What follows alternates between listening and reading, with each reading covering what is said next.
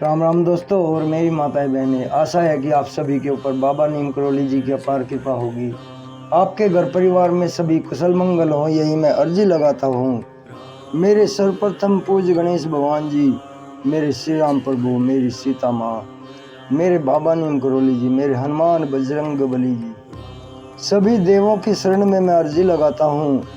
जो भी मेरा भाई मेरी माताएं बहनें आपकी ये महिमा सुन रहा है, उनके ऊपर तुरंत कृपा करो भगवान, उनके सभी कष्ट दूर करो, उनके ऊपर सदैव आपकी कृपा बनी रहे, उनके घर से सभी कष्ट दूर भागें, यही मेरी प्रार्थना। जय श्री राम, जय हनुमान जी, जय बाबा नीम करोली महाराज जी। दोस्तों और मेरी माताएं बहनें, आज मैं आपको सुनाता हूँ श्रीमद् वाल्मीकि रामायण किष्किंधा कांड का 14वां सर्ग।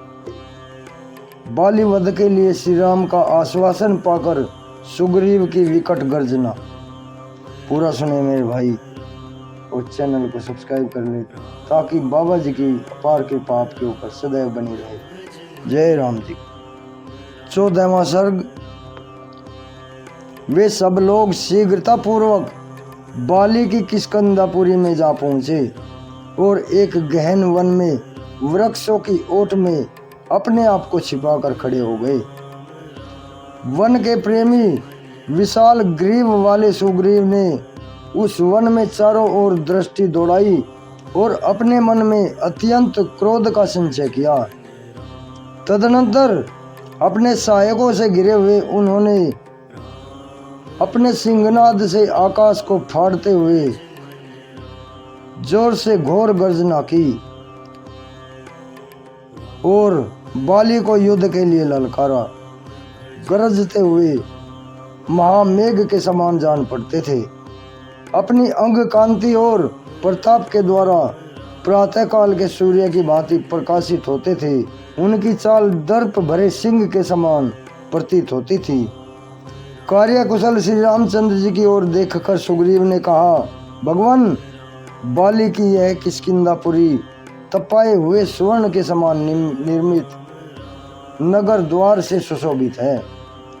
इसमें सब और वानरों का जाल सा बिछा हुआ है तथा यह ध्वजों और यंत्रों से संपन्न है। हम सब लोग इसी पुरी में आ पहुँचे हैं। वीर, आपने पहले बाली वध के लिए जो प्रतिज्ञा की थी, अब उसे शीघ्र ही सफल कीजिए।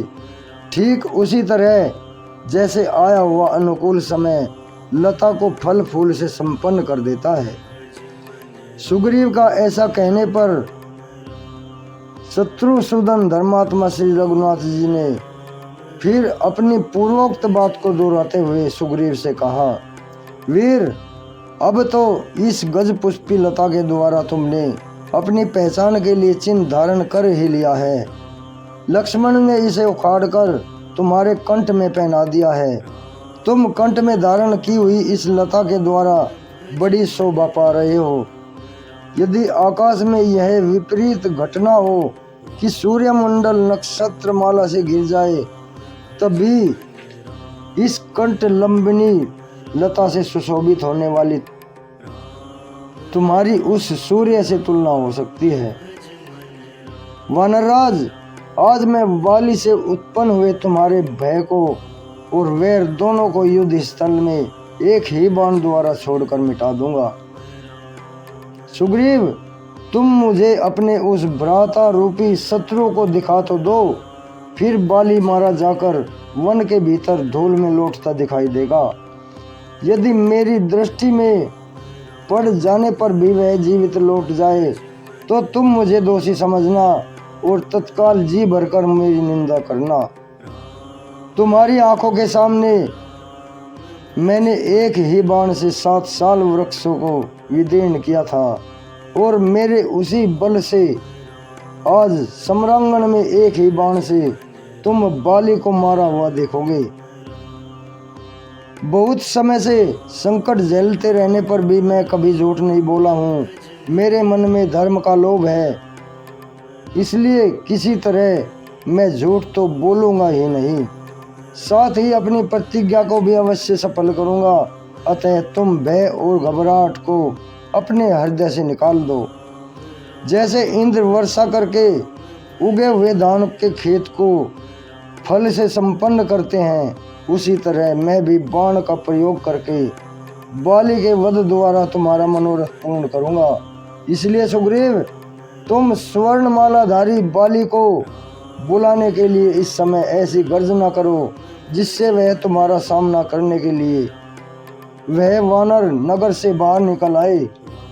वह अनेक युद्धों में विजय पाकर विजय श्री से सुशोभित हुआ है, सब पर विजय पाने की इच्छा रखता है और उसने कभी तुमसे हार नहीं खाई है। इसके अलावा युद्ध से उसे बड़ा प्रेम है, अतः वह कहीं भी आसक्त न होकर नगर के बाहर अवश्य निकलेगा, क्योंकि अपने पराक्रम को जानने वाले वीर पुरुष विशेष स्त्रियों के सामने युद्ध के लिए शत्रुओं के तिरस्कारपूर्ण शब्द सुनकर कदापि सहन नहीं कर सकते। श्री रामचंद्र जी की यह बात सुनकर स्वर्ण के समान पिंगल वर्ण वाले सुग्रीव ने आकाश को विदीर्ण सा करते हुए कठोर स्वर में बड़ी भयंकर गर्जना की।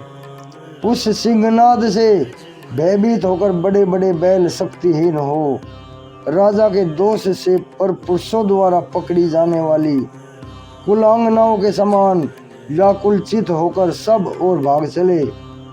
मृग युद्ध स्थल में अस्त्र शस्त्रों की चोट खाकर भागे घोड़ों के समान तीव्र गति से भागने लगे, और पक्षी जिनके पुण्य नष्ट हो गए हों ऐसे ग्रहों के समान आकाश से पृथ्वी पर गिरने लगे। तदनंतर जिनका सिंहनाद मेघ की गर्जना के समान गंभीर था और सूर्य के द्वारा जिनका तेज बढ़ा हुआ था, वे सुविख्यात सूर्य कुमार सुग्रीव बड़ी उतावली के साथ बारंबार गर्जना करने लगे। इस प्रकार श्री वाल्मीकि निर्मित आस रामायण आदि काव्य के किष्किंधा कांड में 14वां सर्ग पूर्ण हुआ। जय श्री राम। हे प्रभु, सबको अपनी शरण में लो भगवान, सबके ऊपर कृपा करो। जय राम, जय हनुमान जी की जय। बाबा नीम करोली महाराज प्रभु राखो शरण। जय श्री राम। बाबा बाबा। दोस्तों और मेरी माताएं बहनें, आज ये 14वां सर्ग पूर्ण हुआ है। कल मैं आपको 15वां सर्ग सुनाऊंगा। सुग्रीव की गर्जना सुनकर बाली का युद्ध के लिए निकलना और तारा का उसे रोककर सुग्रीव और श्री राम के साथ मैत्री कर लेने का आग्रह करना। अब आज्ञा लेता हूँ। जय श्री राम, जय हनुमान जी की जय। बाबा नीम करोली महाराज जी की जय। शिव शिव शिव।